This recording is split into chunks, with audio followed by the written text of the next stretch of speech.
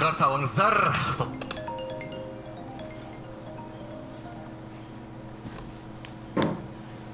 Al. Da.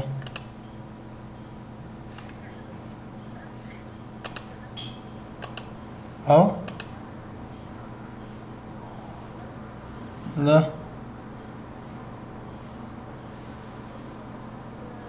Al. Al.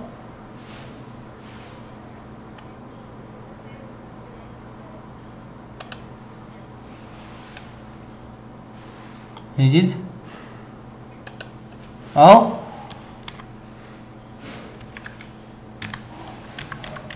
Neydi? Ha. Yok.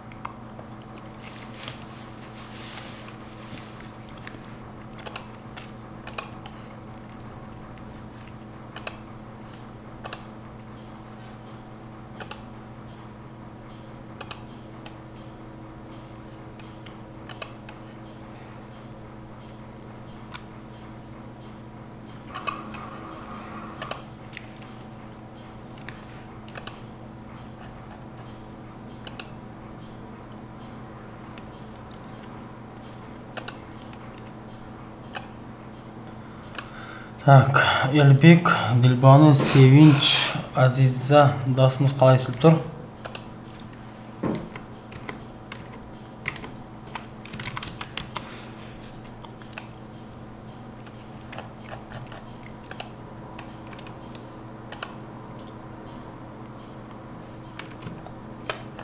Biz keldik o'sha 14 ga, ya.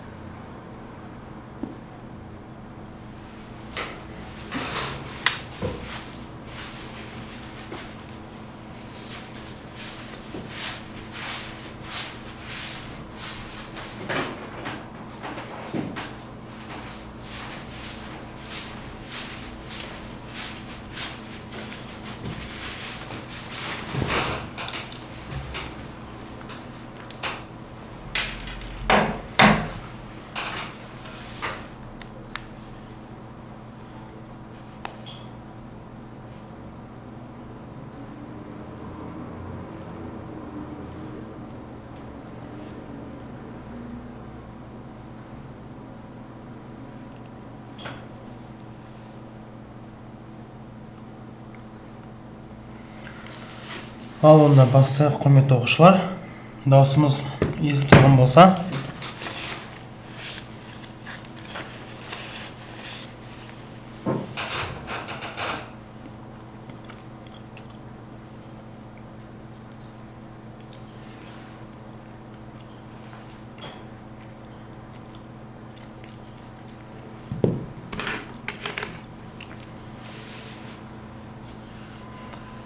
Так, біз білеміз, мұна бізде шестеренка, дисктер, тісі бар дисктер. Үлкен дискте мұнада 30 тіс бар екен, кішісінде 20 тіс бар екен.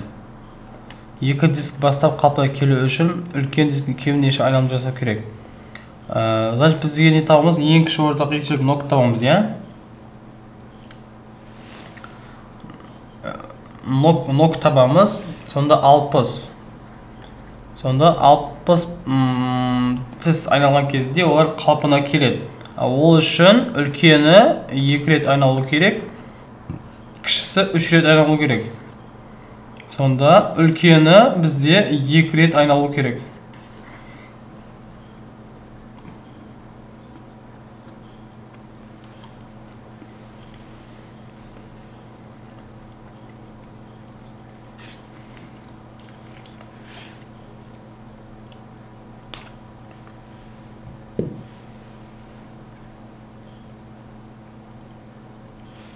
Кеттік ары қарай.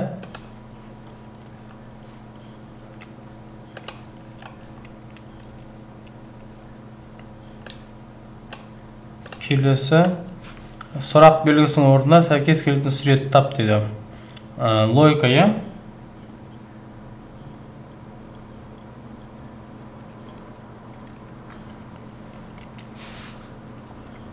бір сызық былай тұр. Одан кейін мына жаққа келген, тағы біреу қосылған. Сосын бұл тағы мына жаққа айналып неселген. Получается, против часовой, сағат бағытына қарсы айналып, сосын біреу қосылып отыр, біреу, екеу, үшеу, төртеу, бесеу. Енді мына жақта 6 сызықша болады. Ол бірақ былайынан тұрады, 2, 3, 4, 5, 6.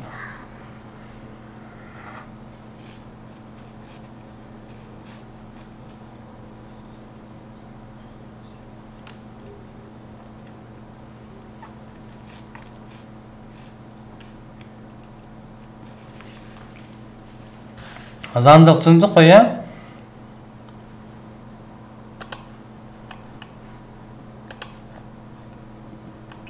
Тағы заңдылық. Закономерность.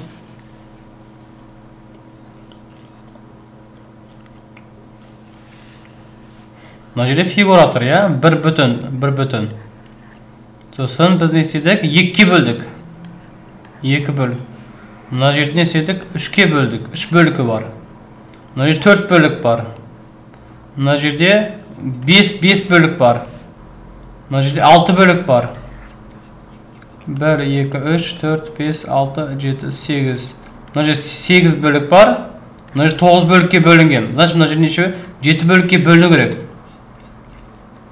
Мына жердегі фигурам 7 бөлікке бөліну керек, 1, 2, 3, 4, 5. Мына отпадает. 1, 2, 3, 4, 5, 6, 7. Міне. 1, 2, 3, 4, 5, 6, 7. Сонда тоқта, 7-ге бөлу керек. Одан кейін квадрат дөңгелек, квадрат дөңгелек, квадрат дөңгелек. Енді квадрат болу керек. Квадрат болу керек. 1, 2, 3, 4, 5, 6. 1, 2, 3, 4, 5, 6, 7, 8.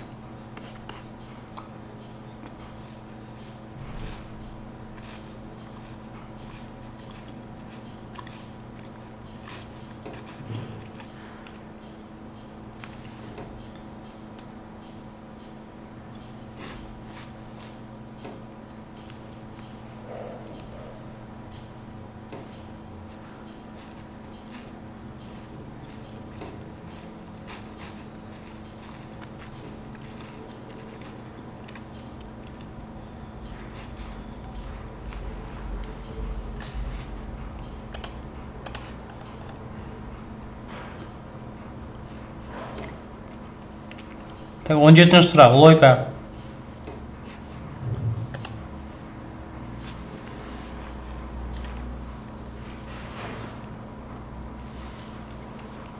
Бұл бізде таразы, я? Таразы тұрады логикалық есепте шығарғанбыз.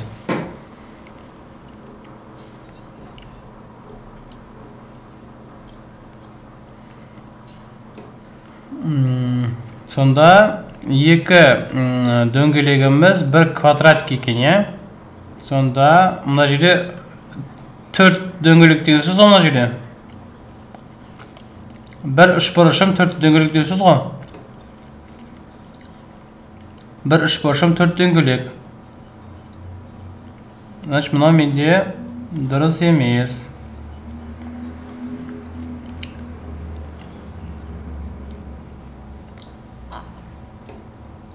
Ал дұрыс емес.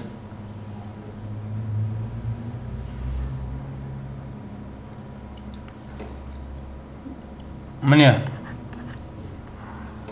Бұнда бір үшбұрышым 4 дөңгелек. Е.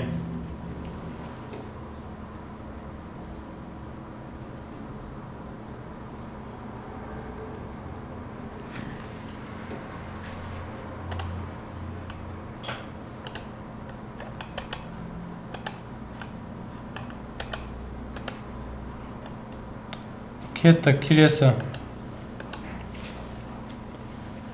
Механикалық сағат 8:0 көрсетсе, екі арасындағы бұрыш дейді. Біздің сағатымыз 6, 7, 8, 9, 10, 11, 12, 1, 2, 3, 4, 5. 8 ровно, я? Сонда мұна ровно 8-ді көрсетіп тұр, мұна ровно 12-ні көрсетіп тұр, я? Мұнлардың арасында 30, 60, 90, 120 градус, я?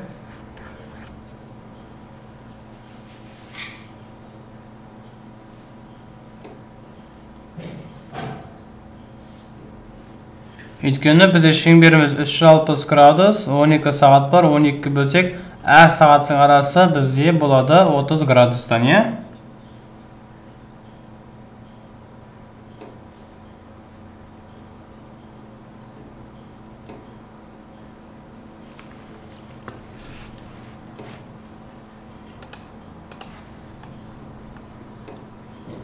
Кеттік, ары қарай келесі. 15 жұмысшы 6 күнде 90 үйді бояйтын болса, 20 жұмысшы 4 күн неше бояйды? Бізде жұмысшы, уақыт, жұмыс, рабочие, время, работа деген бар, я? 15 жұмысшы 6 күнде 90 үй, 20 жұмысшы 4 күн x. Сызамыз, тең, көбейту, я? 15-ке 6 көбейтсек 90, 90 мен қысқарады. 1. Сонда, мұна жердеміз 80. Кресіне крес көбейтетін болсақ, x тең болады 80-ге.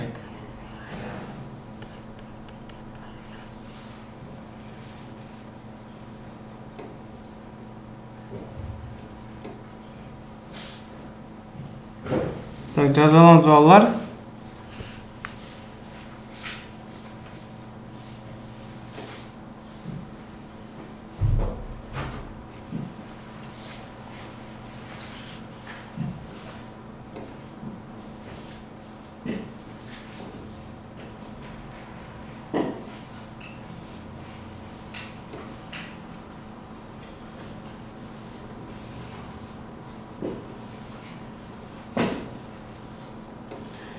Ayşe, nasılsın?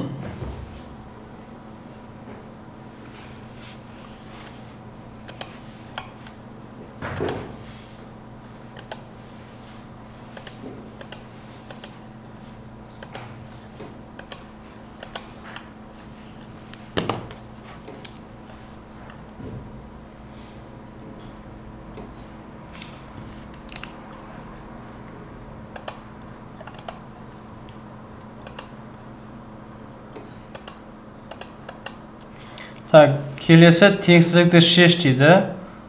Жақшаны ашайық. 63 плюс 28x минус 3 ол кіші 8x минус 20. Мына жаққа барады минуспен 20x 63-те 3 жазсақ 60. Мына жаққа барады минуспен минус 20 минус 60. 20x деген минус 80. X'imiz кіші минус 4.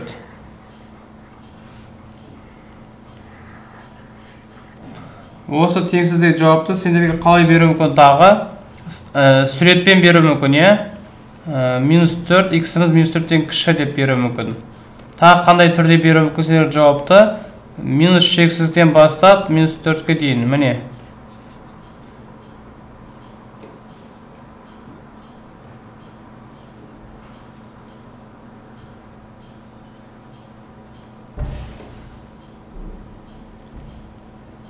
Так, жазып аламыз балалар.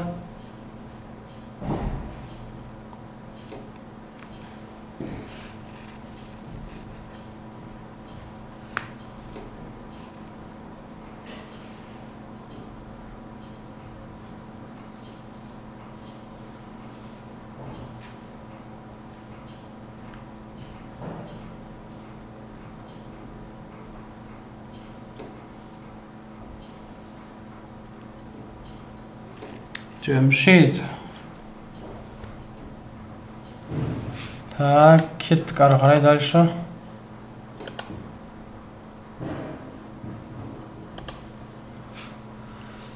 Так, жүйені шеш дейді. Мына жүйені тек қана шеш дейтін болса, біз вариантпен жазсақ тезірек болады, е? А вариант алсақ, x орнына біз 6-ны қойсақ 12, 15-ті қойсақ минус 3 сәйкес келеді екен. 6-ны қойсам 3, 15-ті қойсам 5 минус 2. Сонда мынаған да сәйкес келді. А вариант сонда менікі дұрыс. 6-ны қойдық 12, 15-ті 12 азайту 15 минус 3. Мына жерге 6-ны қойсам 6 бөлу 2 ол деген 3. Мына жерге 15, 15 3-ке бөлсек 5. 3-тен 5 алсам минус 2. Екеуінде сәйкес келді.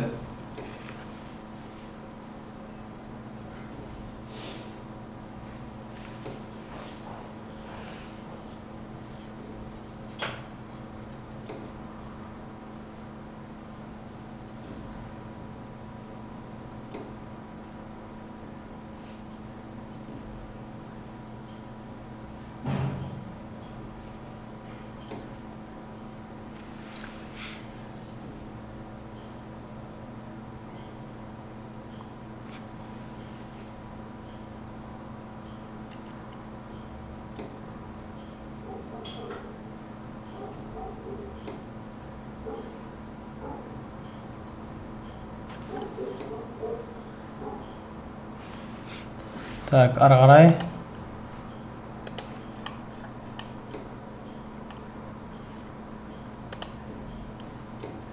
Көлем дегеніміз бізде не? Объем. Көлем тең. S табан деген пол. Көбейту H.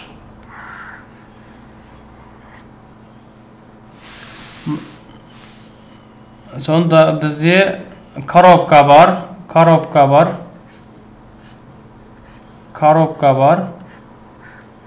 Коробканың A, B, A-ны B-ға көбейтетін болсақ, бізде мына табаны шығады. Мына C деген биіктігі. Сонда мынау деген сөз A көбейту B көбейту C деген сөз.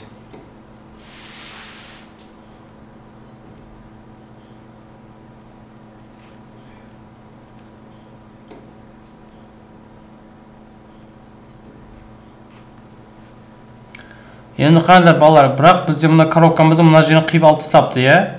Біз былай жасайық. Бізде мысалға боялған бөлік табу үшін жалпы неден тауып, ауданын тауып азайтайық, е? Көлемде де солай жасайық. Көлемде де мына жерде мен мен не деп алайын? Толық деп алайын. Коробкамды толық деп алайын. Толық деп аламын. Одан кейін мына жерде алып тастаймын. Жарай ма? Сонда мына жерде 8, 7, 10. 7-ге, 8-ге 10-ды көбейтсем менде толық нені көлем шығады, я? Сонда 56, 560. Енді қараңдар балалар, мына жеріміз 3 болса, значит мына жеріміз шегінде 5 деген сөз, я? 5. Жалпы 7 болса, мына жерім 4 болса, значит мына 3 деген сөз, я? Сонда 5, 3, мына жағымыз 10. 3, 5, 10. Сонда не шығады? 150 шығады, я? Сонда 560-тан несін 150 азайтамын. Сонда 410 шығады. Енді тағы қандай вариант бар? Тағы мынандай вариант бар. Бөліп алуға болады бейтіп. Бейтіп мына жерден қиып алуға болады. Мына жерден қиып алсақ, сонда мына жеріміз 3, мына жағымыз 7, мына жағымыз 10. Сонда мына тұрған беттеріміз не шығады? 210 шығады. Ал енді мына жаққа неше қалды? Мына жағына 5, 4, 10. 5, 4, 10. Сонда 200. Екеуіні қоссақ 410.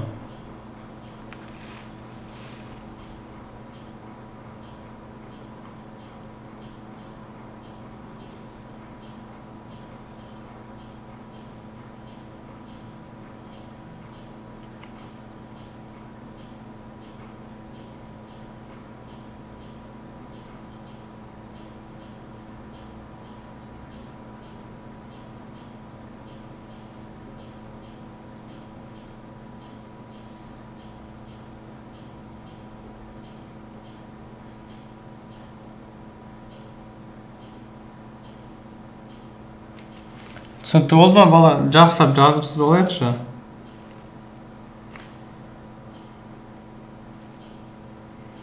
Интернеттен істемей тұрған болса, онда қазір 3 есеп шығарамыз, сонымен бүгінгі аяқтаймыз. Сосын қалған, көрмей қалған жерлеріңді неден көріп аласыңдар, сақталады.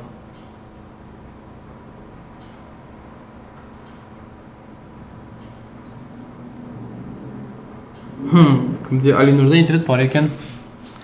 Оператор қандай сенде, Алинур?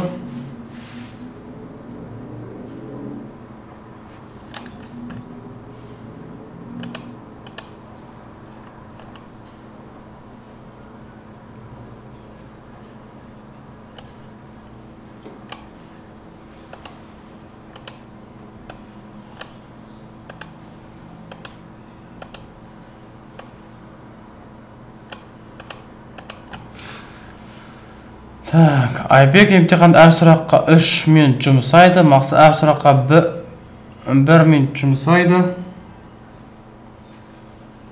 Егер Мақсат емтихан 1 сағат бұрын отыр, егер Мақсат 1 сағат бұрын бітірсе, Айбек барлық сұрақтарға жауап беру үшін қанша уақыт жұмсады дейді.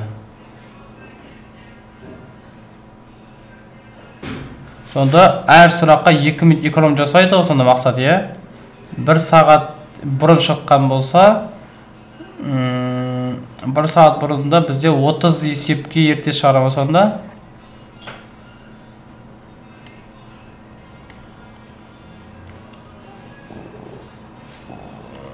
Сонда 30 есеп. Сонда мысал үшін 30 есеп болса 30 минут кетеді, мынау 90 минут кетеді. Міне. Сонда Айбекте 90 минут кетеді, мынада 30 минут кетеді. Сонда 1 сағат бұрын бітіріп шығып кетеді. Сонда 1 сағат 30 минут. 1 сағат 30 минут.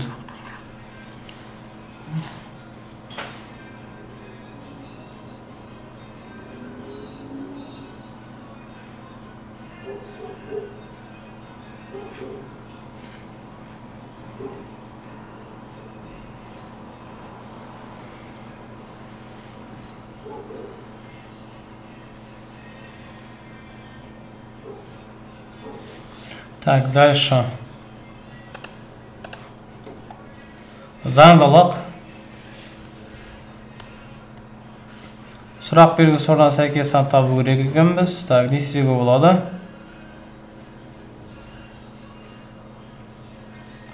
Мына екеуін көбейтсем 30 шығады, иә? Мына екеуін қоссам 15 шығады.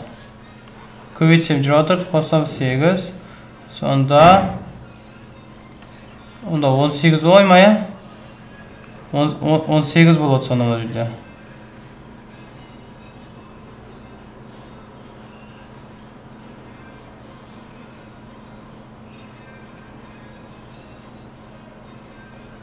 Так, дальше. Бізде заңдылық қалай болды сонда? Мына екеуіні көбейтсек, мына сан шықты. Көбейтсек, мына сан шықты. Көбейтсек, мына сан шығу керек. Ал мына екеуін қосқанда ортадағы сан, мына екеуін қосқанда ортадағы сан, мына екеуін қосқанда ортадағы сан шығады.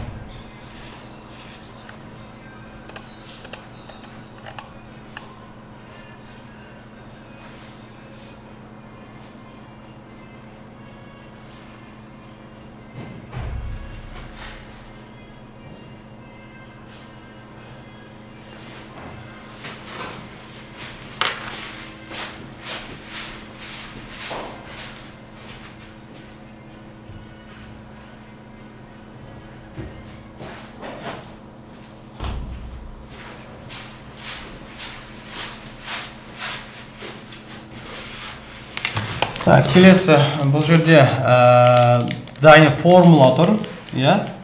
Дайын формула тұр.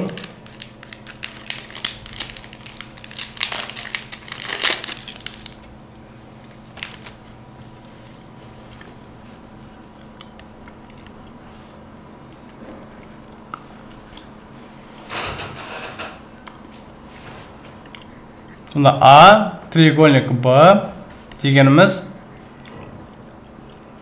А-ның КБ плюс Б. Бізде онда не табу керек біз?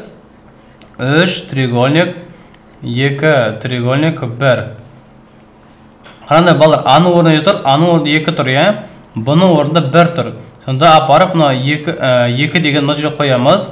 2-ның кубы 8 плюс бұның орнында 1. Сол кезде мына жақшаның жауабы не болды? 9 болады. Сонда ары қарай 3 треугольник 9. А-ның орнында енді 3 тұр, Б-ның орнында 9 тұр. А-ның орнында 3 тұр, 3-тің кубы плюс 9. Сонда 27 плюс 9. Ол деген сөз 36.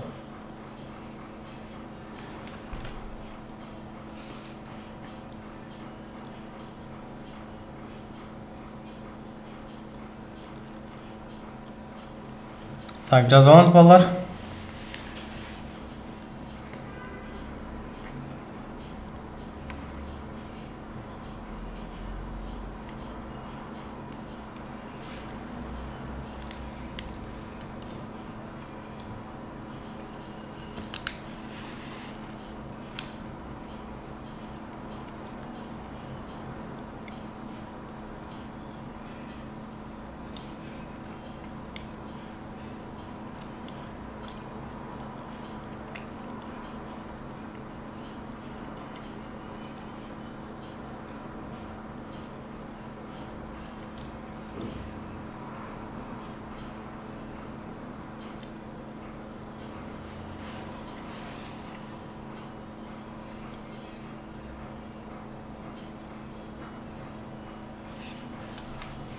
Так, сендерге қалай көріп тұр ма?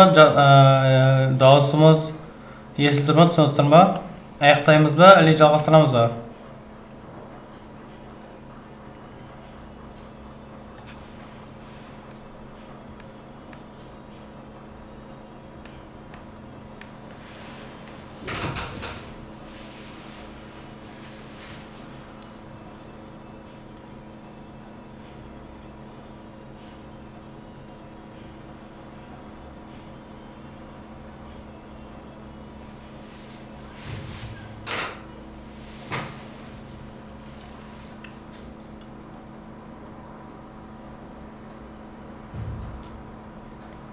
Онда балалар, ондашы бетеміз бүгін 25-ке келдік. Арға бізде 15 есеп қалды, я.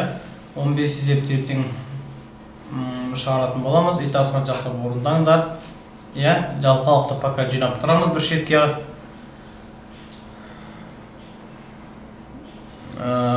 Сосын есептерді қалғандарың, сет жасамай тұрғандарың кейін көріп аласыңдар, я.